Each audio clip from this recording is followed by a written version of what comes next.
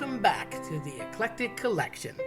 Today we have episode 34, The Significance of Gemstones. It's funny, I grew up around lots of jewelry all the time. And being an April 1st baby, yes, I know, it's a joke, many years after my siblings. Was I really born? Am I really theirs? Am I a fool? No, but truly, I do wonder if I'm there sometimes. That aside, April has always been associated with diamonds, and diamonds are a girl's best friend.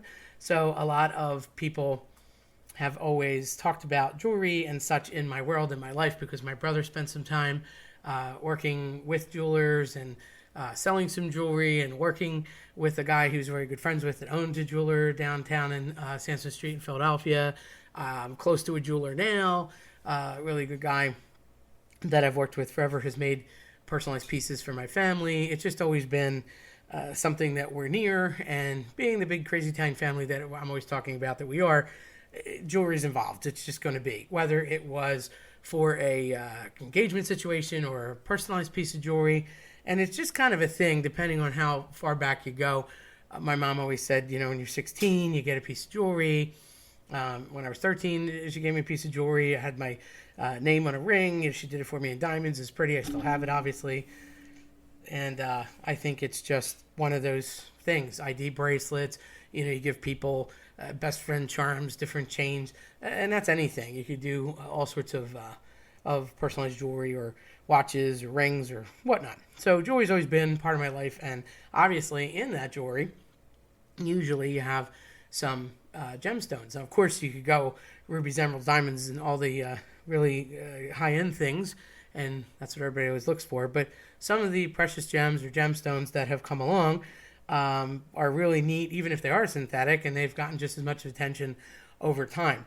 My sister worked for a long time at QVC and did a lot of packing of jewelry, and has always been obsessed with all the different colors and variations and styles. So again, I was around it in another facet of my life, and it was just something neat to be able to see what they were for, or different settings, etc. And the styles were neat and all, and the settings were neat. However, to me, I thought the significance was always something cool. Like, why was that certain gemstone associated with either a month or birth date, an anniversary, etc.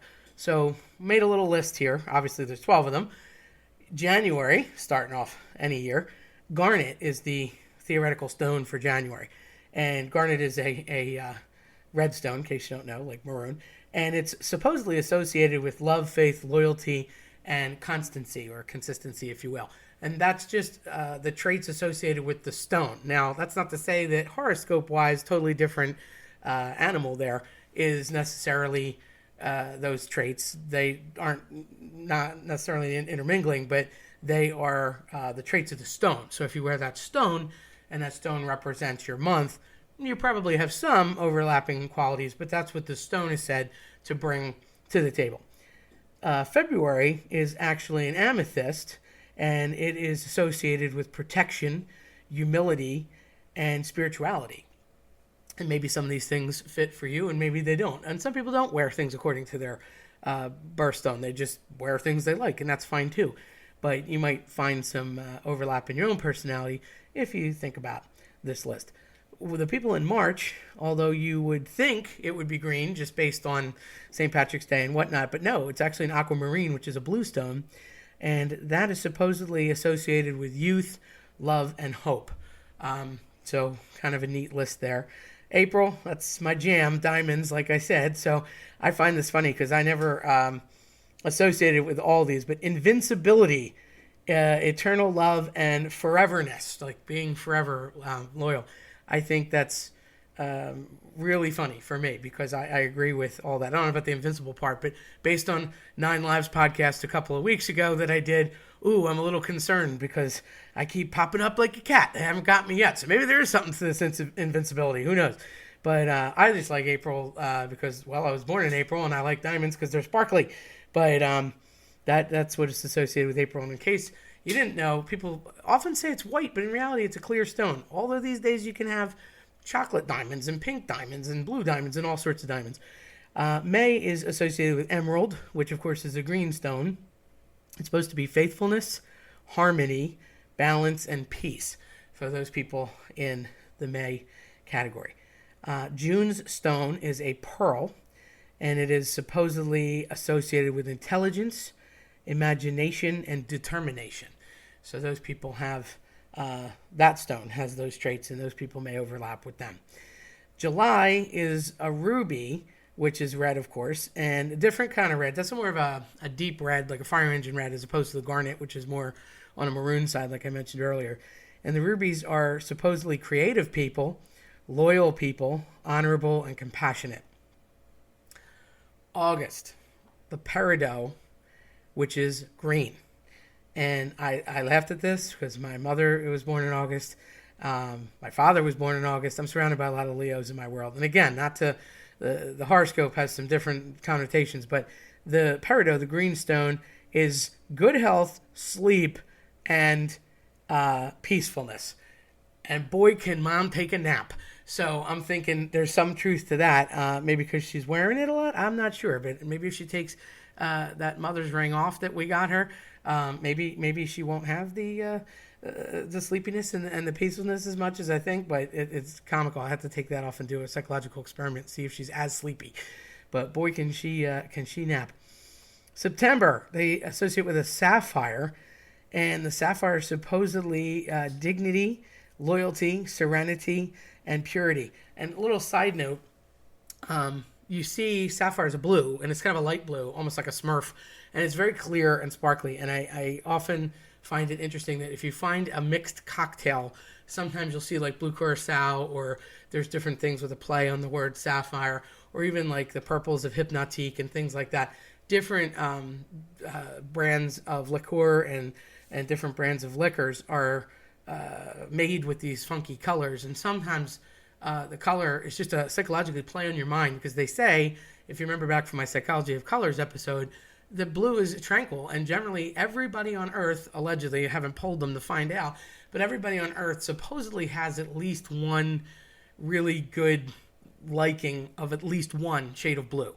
So certainly more in some cases, but blue is pretty happening, and I guess because you're around it a lot. Sky's blue, etc., and certainly Penn State fans in the Pennsylvania region.